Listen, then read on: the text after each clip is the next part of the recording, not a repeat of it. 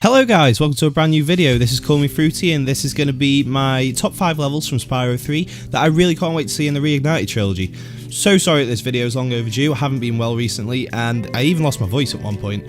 But with that said, I'm feeling much better now, so the uploads will be more frequent, but enough about that, let's get straight into the video.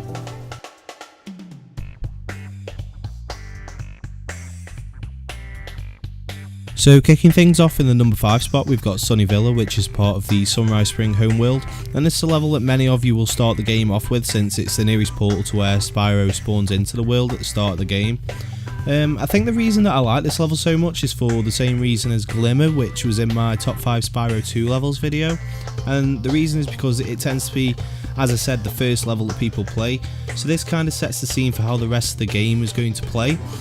Another reason that I'm excited to see this level is because of the skateboarding minigame, which obviously was a first for the Spyro series. I think it'll be really interesting to see how the mechanics work for this in the Reignited Trilogy, and hopefully they'll be able to improve on the controls compared to the original version of the game. But enough about Sunny Villa, let's move on to number 4.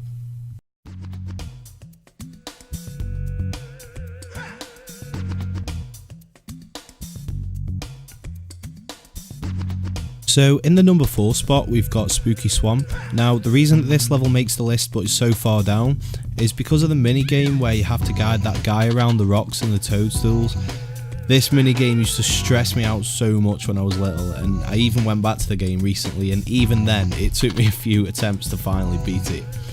That being said, the overall atmosphere of the level is great. I think I said in my Spyro 2 video that I really enjoy night themed levels, and this one is definitely no exception.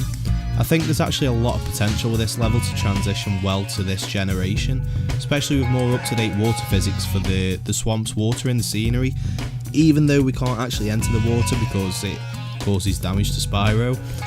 So those were my thoughts on Spooky Swamp. Let's move on to the number 3 spot.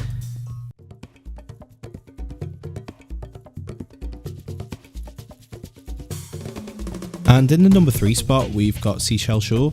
This level is based in the same homeworld as Sunny Villa, and the reason that I'm so excited for this level is because while a lot of people do seem to not like water levels, I think it'll be really interesting to see how this level will look with this generation's hardware. Also, I think this level actually had a nice mixture of challenging and fun minigames. For example, the robotic shark that you fight using a boat with a cannon on it. This wasn't particularly hard, but it was actually fun to play. And then you have the challenging side of the minigames, which is definitely the wind tunnel being the most challenging. The controls were so awkward, but you actually had a sense of achievement every time you managed to get further with each attempt. I also like how the game practically mocked you, because if you missed a Rhinoc, they'd have like this really menacing laugh that just made you all the more determined to beat the minigame. All that being said, let's move on to number 2.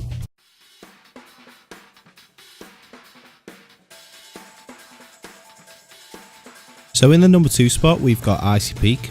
Now this level came so close to being number 1, but I think it's let down by its mini games because I felt that they were a bit boring and lackluster and just downright stressful.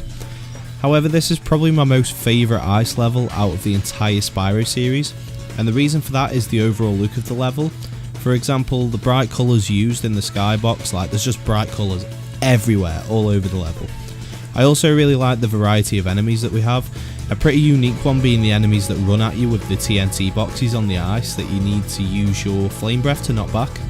But then there's also the amount of different ways that you have to collect gems, from using the cannons to shoot down the eagles that are flying around the map, to head bashing a piece of cracked ice to go underwater. I remember when I was little I was playing the level and I literally saw all of the gems underwater and it literally took me like days to figure out how to actually get them. But like I said, it was so close to number 1. But I'm sure you'll all agree that number 1 is definitely deserving of its spot.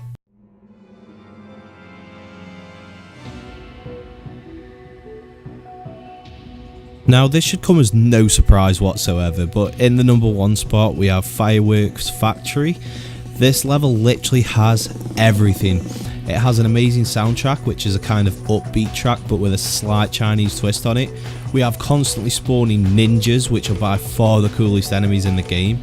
And the only way to completely stop them is by finding their spawn box that says ninja on them, and then you have to like head bash it. You also have some pretty cool, unique mini games, one of which has you flaming some Chinese dragons that fly around. And another big factor in this being number 1 is the fact that the main characters of the level are a throwback to Spyro 2, and by that I mean Handel and Greta. They were introduced to us in the level called Scorch, I think it was. Just the whole theme of the level and the variety of colour can make this a truly spectacular level in the Reignited Trilogy, and this is probably in my top 3 levels across the whole trilogy that I can't wait to see.